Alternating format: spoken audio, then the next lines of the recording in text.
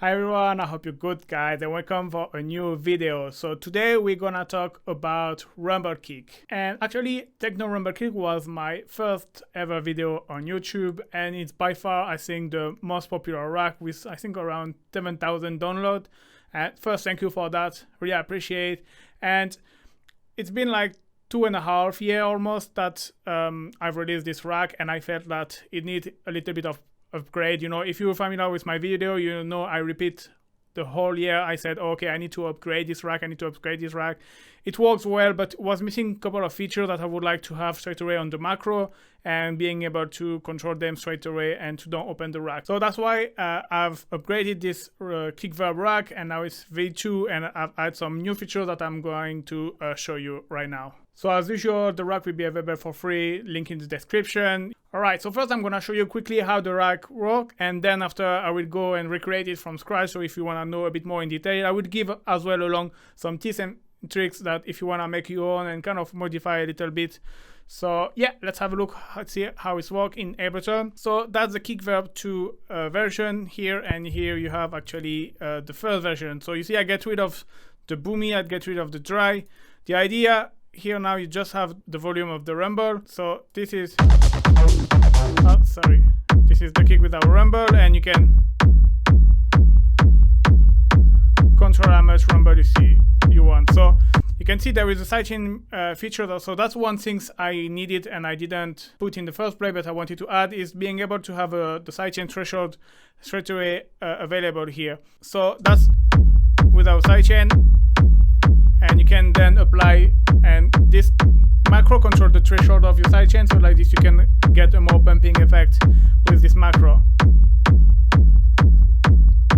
Then you have sub. So sub, it's a new feature as well that I have just added, and it adds a bit even more low frequency to it. Alright, and then first important new feature, I add delay rumble. So you know there is kind of two schools for rumble. You can either use a delay or either use a reverb. It's really up to you. Both sound quite the same but a bit different in the same time. You can get this kind of delay effect with the reverb by using the pre-delay. I will come back to it, but I add it, and here the macro, according to the value, is changed the delay time. So let me basically, you need to bring down this one and bring up. So you can see around 6 you have one kind of delay. Here it's like properly offbeat. So maybe you can bring down the frequency here. And then after it depends on your kick obviously.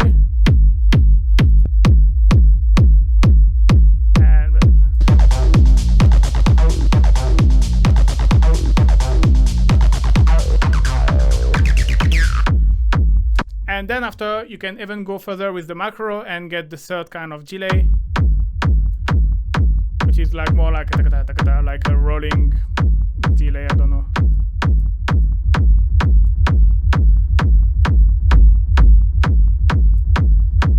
And so yeah, that's one of the new features, the delay. And keep in mind that you always have to bring the macro to 0 if you wanna use one or the other.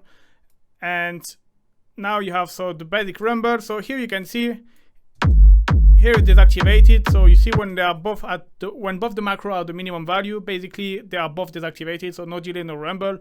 And as far as you go up a little bit, it will activate the reverb of the delay. So now it's activated. So here you have the pre-delay. So you have usually by default it's around 7 milliseconds, but that's the kind of classic rumble.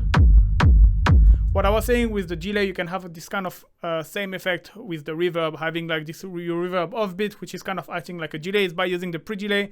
And if you nail the sweet spot of the pre-delay, you can get your rumble offbeat. So let's see what I mean by that. You're gonna see as far as I go up, you will hear your rumble going offbeat.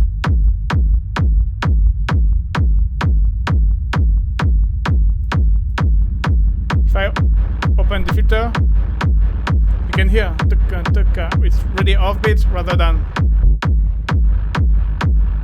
here was not. So here is up to you. what you are looking for. If you wonder what pre-delay you can use, you can go online, you can check. There is, according to your BPM, you can check what delay, pre-delay for your reverb and stuff like that you can put. Obviously, it's just, I really recommend to trust by ear and do it by ear, but if you're not sure, you can go to check this online, and it will give you like some value that you can maybe play around and help you find the sweet spot, basically. And then you have GK, so you control the length of your rumble. Frequency, let pass more or less high frequency or not, and Q is like a resonance filter. So basically this four macro here, they was present in the first rack here, and I don't know why in the first place when I create the first rack I didn't put them down as well, because that's one of the things I was always doing with this Skiff Reverb rack version 1. I was always going inside the rack and kind of adjusting the pre-delay, the decay, the filter and stuff like that. So that's one thing which was really annoying me and that I needed to put in the upgraded version. Alright, and that's pretty much it. So one thing you can do as well, you can experiment with, is play, for example, having one rack with the delay rumble and one rack with the reverb rumble, and play both of them together. You can get kind of different weird results too. Alright, so let's build the rack from scratch now. And basically what you need, obviously, it's a reverb. So I honestly keep exactly the same recipe than the first rack because it's just worked well. I just wanted to improve some of the feature. So that's what I've done. Basically, you need a reverb and that you need to group. So right click or Control G, group, because you want to have a dry chain as well. So here it will be your dry signal, and this it will be your rumble. So now you have your reverb. You want dry wet at 100% because you just want the reverb, obviously, on your wet signal. And then you're gonna need the macro, and you can start to obviously map everything. So you want your pre-delay to be mapped to macro 5. And one thing I'm gonna do, I'm gonna quickly rename everything like this. It's gonna be easier. Here it's gonna be your reverb rumble, as you can see on the other one, reverb rumble. So then after, about how you set your setting of the reverb, I honestly, in the first place, I think I was just experimenting until I found something I like it. One thing, I didn't use the high cut. The shape I'd leave at 1. Stereo I'd leave there. One interesting thing that you can do is modify the size to get different kind of flavor of your reverb. That's really up to you what you want to do with. I will leave it around 36, I think I put by default. Then your decay time, you want to have it mapped to macro 6, and you rename it decay, alright. And then, so you have your diffusion network with the EQ. This obviously you don't want the low, you want the low activating. This, after how you set, is really up to you. I would say around 5 kilo and yeah, 40, I would say, like around there. Then you have density. I will leave around 60%. Scale. This again you can tweak and see. That's how I found it was working well. 60. Diffuse. If you want the more diffuse, that can be interesting to play as well with the size. If you want a more like a cavernous but I've put it around -8, I think. And then the reflex. Same, you can go like this, or you can go around -3 or -1. Alright, and that was the basic default reverb setting. Alright, next thing you want to add is amp, obviously. So this one I created the rack, I just used this preset boost and crunch, and I just drop it here. It's basically in boost, and it's kind of saturating everything, but obviously you don't care because you're gonna filter everything with an EQ, and who's gonna act like a low pass filter basically. So I'm gonna also grab EQ 8, and you don't really need anything, and just bring this, and this you need to map to macro 7, your frequency cutoff, and the Q, which is kind of a resonance as well, you wanna map it. The resonance is important because when you filter a lot, it helps to really accentuate a very precise frequency, and it's kind of nice sweet spot that can be accentuated, you know, when you find the right one. And so I recommend to play a little bit with that, and it can be good to boost everything as well. So now you got your rumble and you got your macro. So here as well I need to rename frequency and resonance, or Q. I think I leave it like this. Alright, and that was the previous one, how I created. Now there was a few features I needed to add. First one was I wanted the utility, because it was not in mono. The first one was like stereo, which can be great, you know, sometimes you can hear track with rumble in stereo, but most of the time I use mine in mono, so by default I want it to be mono, and if one day I want a rumble stereo, I will just deactivate. But yeah, you can as well use the bass mono if you, but I will use the mono. And another last one thing which was missing mainly was the sidechain as well. So here what I've done in the rack, by default you will have a compressor that I've set with the sidechain parameter. So you need a ratio around 4 because I don't want a too strong compression, but I don't want too soft neither. Short attack because you want straight away your compressor to be acting. Release short as well because you want to come back to his value faster. And then the sidechain. So here I have this is kind of my template, or we always have this sidechain, and there is this audio clip which is a clap which is playing every beat, and basically you cannot hear it. If you go to the input output, you can see it's in send only. I will make a video later on about my Ableton template, and so this way now it's always set to sidechain, and now my compressor is ready, and I can just bring down the threshold. So one thing you want to do is map this threshold to macro 2. So this way now, if I go here at 6 dB, so 6 dB is too much, I just want 0. So I'm gonna go to map, and here you see in the corner you have all of these parameters, which is control the minimum and maximum of your macro. You want to be the threshold at maximum 0. All right, so like this is normal, and the more I go down, the more my rumble is sidechain. All right, and yeah, that's another thing I add. And one thing I add, the sub, basically, if you're familiar with my video, you can see me coming already. You know what I'm gonna add? I'm gonna go to Corpus, and I have this preset, which I've called our bass, which is where is it? It's here. And you can put it, yeah, after I don't remember originally where I put it, if it was after the amp. So this is basically generating harmonic in the low frequency, and you can see it's acting like air bass. And I just mapped the dry wet to macro 3. I've used this preset a lot, and on a lot of rack I have this preset. If you're familiar with my video, you know. Here again, maybe the maximum dry wet, you can put 50% because you will never go that much.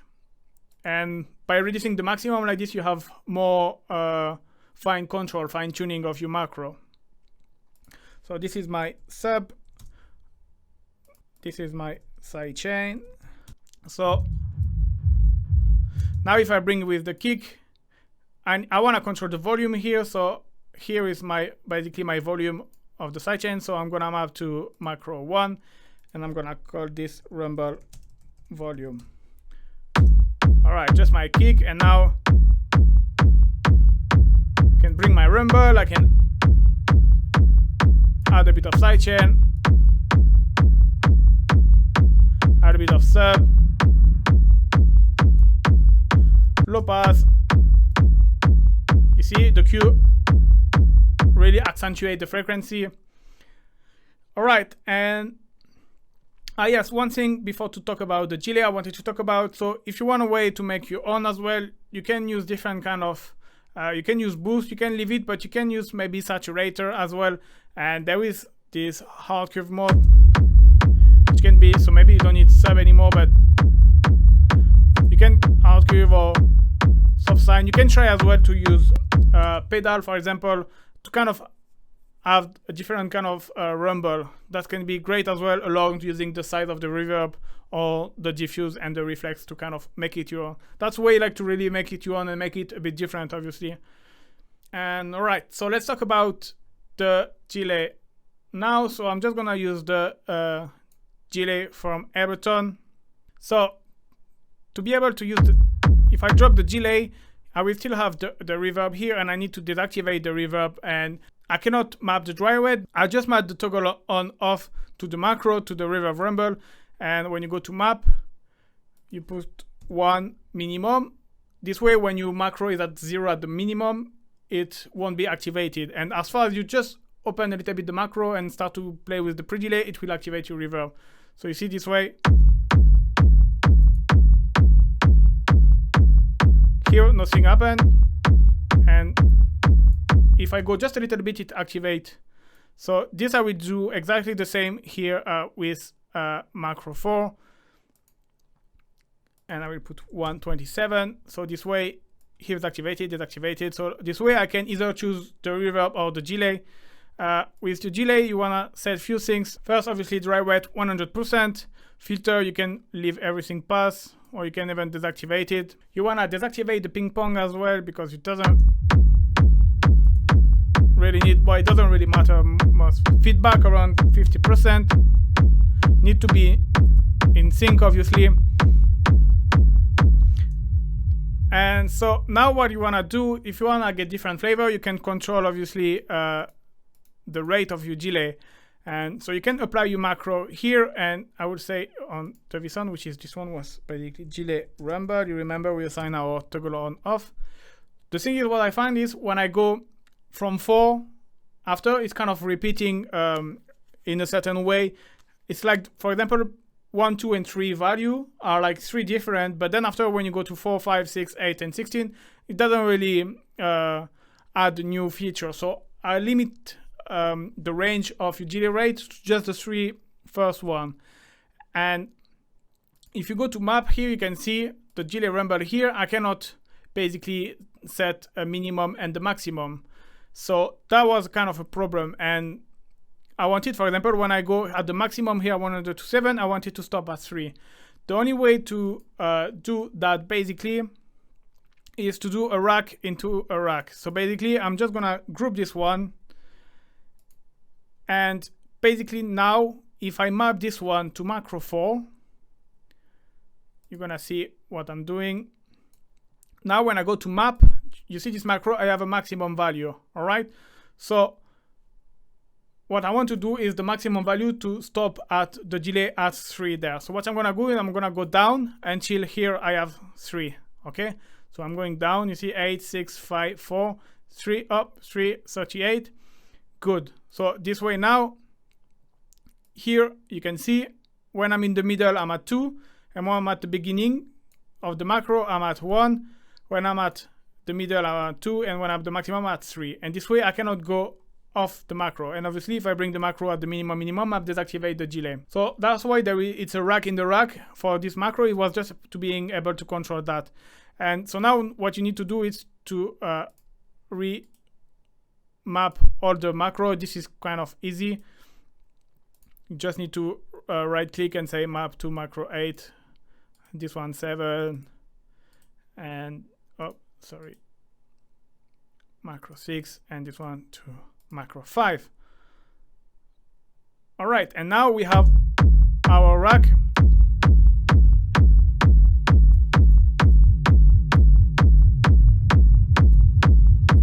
And you can play. So what I was saying, what is can be cool is this one is delay rack, and maybe I can use a reverb in top. Let's see how it sounds. Or the opposite. That's going to be a great way to experiment. It's just some idea for you to experiment, but pretty much we recreated the rack from scratch. It's exactly the same. You see a rack into the rack. I've just mapped differently the volume, but it doesn't matter. It's the same. So that's the V2 of my kick verb. So now I don't have to go always the time inside to make it mono, put the sidechain. I have my sidechain already set, and I can have sub. I can use the delay if I'm in the mood to use the delay. So yeah, nothing like crazy. I didn't reinvent anything, but it will be a great update which is gonna improve my workflow and make my life way much more easier. Alright guys, I hope you liked the video. Don't forget to like and subscribe. The link is in the description. It's available for free. And see you soon guys. Bye bye.